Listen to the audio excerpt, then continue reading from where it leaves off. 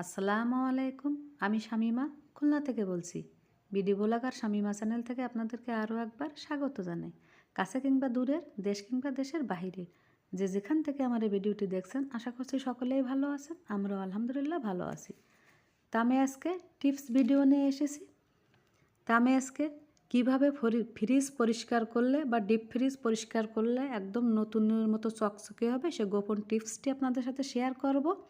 এবং খুব সহজে ফ্রিজ নোংরা হবে না বা খুব বেশি বরফ জমবে না, আপনাদের তাড়াতাড়ি ফ্রিজ পরিষ্কার করা লাগবে না, সেই গোপন টিপসগুলো আজকে আপনাদের সাথে শেয়ার করতে যাচ্ছি। তো ভিডিওটি প্রথম থেকে শেষ পর্যন্ত দেখতে থাকুন। আশা করছি আপনাদের ভালো লাগবে এবং উপকারে আসবে। তো সর্বপ্রথমে আমি ফ্রিজের লাইনটা অফ করে দিয়েছি। আর এই কাজটি কিন্তু অবশ্যই করতে হবে, কারণ লাইন অন রেখে কিন্তু ফ্রিজ পরিষ্কার করা যাবে না, এতে দুর্ঘটনা ঘটতে পারে। তা ফ্রিজের লাইনটাও অফ করে দিলাম। আর এদিক থেকে দেখছেন আমার এই যে ফ্রিজের ওপরে একটা অয়েল কুলার দিয়ে রেখেছি। এটা দেওয়ার কারণ আছে, এতে করে আমার ফ্রিজের উপর সাইডটা ময়লা পড়বে না, নোংরা হবে না, সে কারণে আমি অয়েল কুলার দিয়ে রাখছি। টেপ মেরে অয়েল কুলার দিয়ে রাখছি, এতে করে আর উপরের সাইড ময়লা হবে না। আর যেহেতু আমার ফ্রিজটা হোয়াইট কালার, এতে করে ময়লা হওয়া খুব সহজে ময়লা হওয়ার সম্ভাবনা থাকে, তা সে কারণে আমি উপরে অয়েল কুলার দিয়ে রেখেছি। তা আপনারাও কিন্তু এই টিপসটি ফলো করতে পারেন, তাহলে আর উপরে আর নোংরা হবে না, ময়লা পড়বে না। তা এখন আমি ফ্রিজের দরজাটা ওপেন করে এখন আমি এই যে মাছ গোশের যে প্যাকেটগুলো আছে এগুলো আমি বের করে নিব সবগুলাই। তা আমি কিন্তু এই যে প্রথমে মাছ বা গোশ যতটুকু আমার লাগে প্রয়োজন মতো আমি এরকম ছোট প্যাকেটে রাখি, রেখে তারপরে আমি আবার এরকম মোটা যে বড় পলিথিন আছে বা বড় প্যাকেট আছে তার ভিতরে রেখে দিই। এতে করে কিন্তু আমার ফ্রিজটা খুব সহজে নোংরা হয় না। তো আমি কিন্তু মাছ গোশ এভাবেই রেখে দিই, এরকম মোটা পলিথিনের ভিতরে রেখে দিই, মোটা প্যাকেটের ভিতরে। তাহলে আর গোশে যে রক্ত আছে বা ময়লা আছে, মাছের যে ময়লা, এগুলো কিন্তু ফ্রিজে পড়ে না আর ফ্রিজ নোংরা হয় না সহজে। আপনারা এভাবে প্যাকেটে রাখতে পারেন আমার মতো এরকম ডাবল প্যাকেট করে, তাহলে আর সহজে নোংরা হবে না। তাই একটি টিপস আপনাদের শিখিয়ে দিলাম।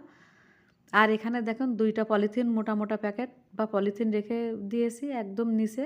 এতে করে একদিকে হবে আছে আপনার ফ্রিজটা নোংরাও কম হবে, আবার যখন আপনি এরকম মাছের প্যাকেটগুলো উঠিয়ে নেবেন তখন কিন্তু ফ্রিজের সাথে মানে বরফের সাথে লেগে থাকবে না, প্যাকেটগুলো খুব সহজে উঠে আসবে।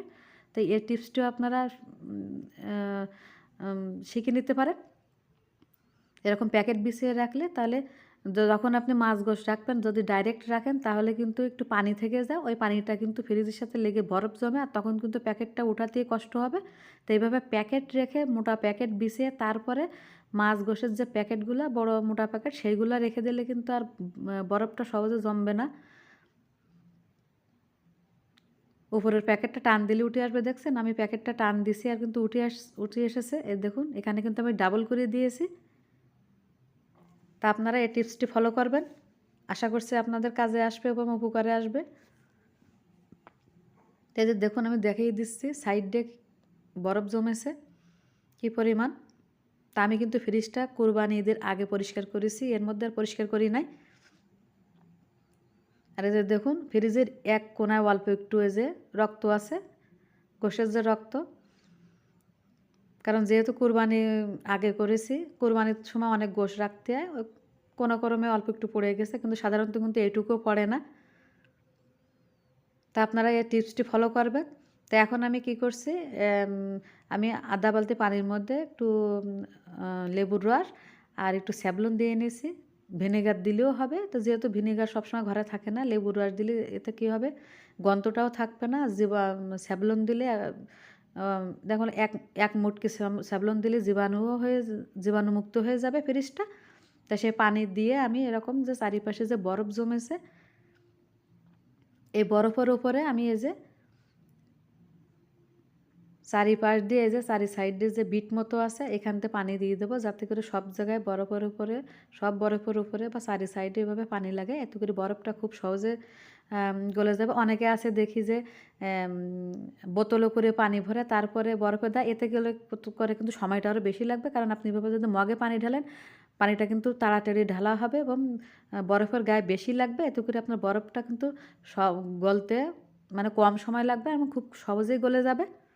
আর সবথেকে ভালো হয় এখন যেহেতু শীতের সময় রাত্রে যদি ফ্রিজটা অফ করে রাখা হয় তাহলে কিন্তু সকালে উঠে আর কোনো খাটাখাটনি করা লাগে না, মানে হাত দিয়ে করলে কিন্তু বরফগুলো ছাড়িয়ে যাবে বা এমনিতে দেখা গেলো বরফগুলো গলে যাবে। এই টিপসটাও আপনারা ফলো করতে পারেন।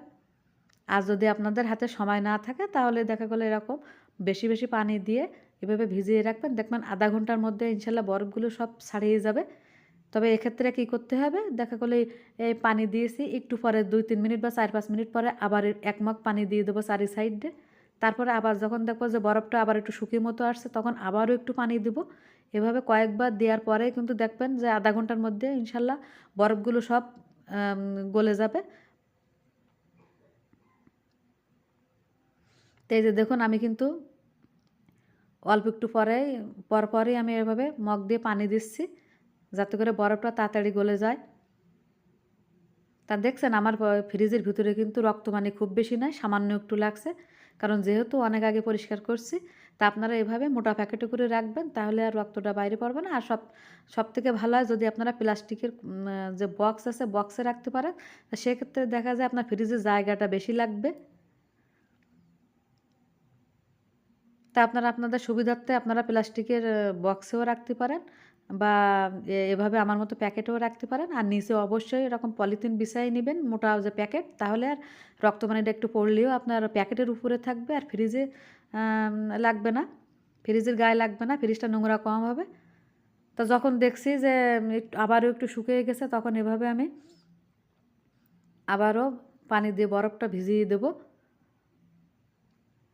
এতে করে খুব তাড়াতাড়ি বরফটা ছাড়িয়ে যাবে। আর আমার এই ফ্রিজটা বয়স কিন্তু প্রায় 15 বছর। 2010 সালে আমার এই ফ্রিজটা কেনা, এই ডিপ ফ্রিজ। দেখে কি মনে হচ্ছে যে ফ্রিজের বয়স এত বছর? আসলে জিনিসটা আমি এভাবে যত্ন করে রেখে দিয়েছি বিধায় কিন্তু ভালো আছে। আর আমি এভাবেই পলিথিন বিছিয়ে বা এভাবে ডাবল প্যাকেট করে রাখি। আর শীতের সময় আপনারা রাত্রি ফ্রিজ বন্ধ করে রাখবেন, কারণ শীতের সময় কিন্তু নষ্ট হবার কারণ না থাকলে কিন্তু মাছ মাংস নষ্ট হওয়ার কোনো কারণ নাই। তা আপনারা রাত্রে ফ্রিজ বন্ধ করে রাখতে পারেন। আমি কিন্তু শীতের সময় রাত্রে ফ্রিজ অফ করে রাখি।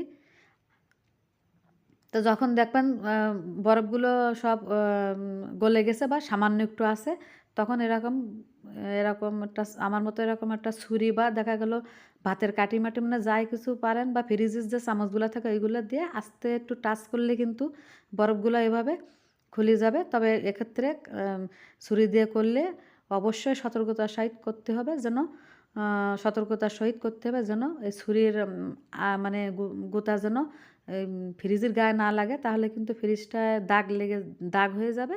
বরফের গায়ে ছুরিটা লাগিয়ে বরফটা এভাবে ছাড়িয়ে নিতে হবে, অথবা আপনারা ভাতের কাঠের যে কাঠিগুলো আছে সেগুলো দিয়েও করতে পারেন। তো আমি কিন্তু যে কথা বলতেছিলাম ভুলেই গেছিলাম, শীতের সময় আমি রাত্রে ফ্রিজ অফ করে রাখি, সকালে ঘুম থেকে উঠে 8টা-10টা ঘুম থেকে উঠে মানে 8টা বা 10টার দিকে যখনই আমার মনে পড়ে তখন আমি ফ্রিজটা চালু করে দিই। আর গরমের সময় আমি এই টিপসটা আপনারা ফলো করবেন। গরমের সময় আমি যেদিন বাজার করি, মনে করেন ফ্রিজে যে সর্বোচ্চ টেম্পারেচার থাকে সেটা আমি বাড়িয়ে দিই যেদিন বাজার করি। এবার পরের দিন সকালে বা দুপুরে মানে যখন দেখি যে মাছ বা মাংস জমে গেছে ঠিকমতো, তখন আমি ফ্রিজের পয়েন্টটা কমিয়ে দিই। কমিয়ে দিয়ে একদম লাস্টের যে স্টেজে আছে হয় একদম 1-এ রাখি, না হলে 2 রাখি, কারণ আমার ফ্রিজে কিন্তু 5 পর্যন্ত আছে হাই টেম্পারেচার। তা আমি 1 অথবা 2 দিয়ে রাখি। তা আপনারা এই টিপসটি ফলো করতে পারেন, তাহলে কিন্তু আর গরমের সময় যদি এভাবে আপনারা রাখেন ফ্রিজে কিন্তু আর অতিরিক্ত বরফ জমবে না। কিন্তু সবসময় যদি আপনি হাইতে দিয়ে রাখেন তাহলে কিন্তু বরফটা অতিরিক্ত জমবে, সেক্ষেত্রে আপনার পরিষ্কার করতে কষ্ট হবে, সময় বেশি লাগবে। তো এই টিপসটি আপনারা ফলো করতে পারেন।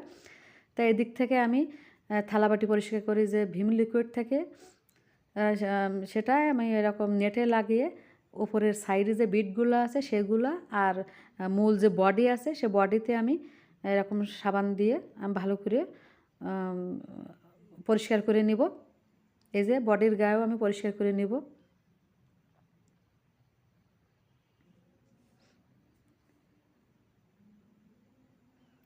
পরিষ্কার করে নিয়ে এখন আমি কি করব, একটা তোয়ালে নিয়েছি, মোটা একটা তোয়ালে। এই তোয়ালে দিয়ে আমি কয়েকবার মুছে নেব এই এই সাবানটা, মানে একবার করে মুছবো, আবার ভালো পানিতে তোয়ালিটা ধুয়ে নেব, ধুয়ে নিয়ে আবারও মুছবো। এভাবে মুছতে মুছতে যখন দেখবো 3-4 বার মোছার পরে আমার পানিটা সাদা বের হয়েছে, তার মানে আমার ফ্রিজটা পরিষ্কার হয়ে গেছে, তখন কিন্তু আমি আর মুছবো না। তা আমি এভাবে পানিটা চেঞ্জ করে করে আমি এভাবে তোয়ালি দিয়ে মুছে নিব।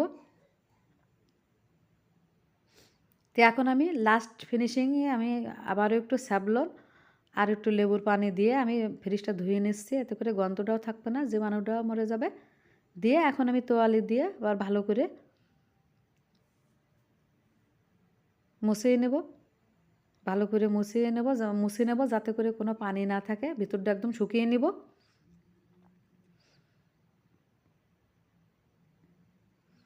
তো ফ্রিজ পরিষ্কার করতে কিন্তু অনেক কষ্ট হয় শীতের সময় বিশেষ করে।